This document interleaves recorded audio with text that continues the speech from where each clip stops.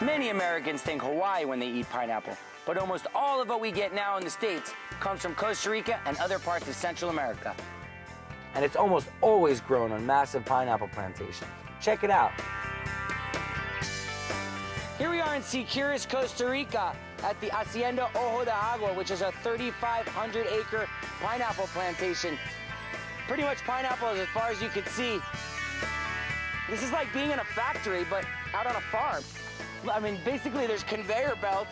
They move through the plantations non-stop. There's men following this conveyor belt, putting on the pineapples, while the packers filling up these containers.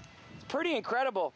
A pineapple takes 14 months to make a fruit. So every time you sit down and you eat a pineapple, think about the 14 months that it took from the time that seed was planted.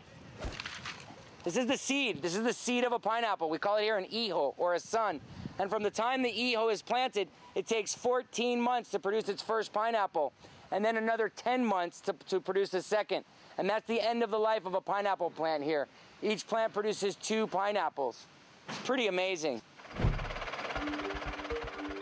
From the field, the pineapples are trucked over to a packing facility where they're rinsed, sorted, tagged, and readied for their transport by truck, train, or ship around the world.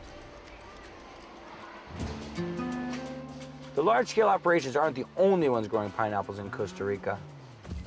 One alternative to the giant pineapple farms is like here, my friend Miguel Angel. He's part of a cooperative that they each grow a small amount of pineapples and together pool them together to make a value-added product.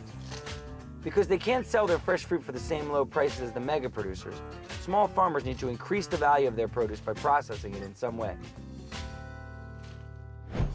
For pineapple growers here, the value-added process starts at a collectively owned and operated facility.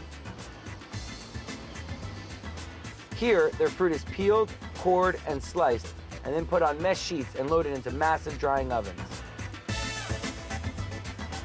A lot of communities are working together to collectively own the dryers, and then many different farmers grow the fruit and collectively bring it to one drying center. These big farms are giant, 3,500-acre farms. It's nearly impossible for small farmers to compete. But with things like, creating value-added products like dried pineapple instead of selling the fresh pineapple is a great option. And it's delicious.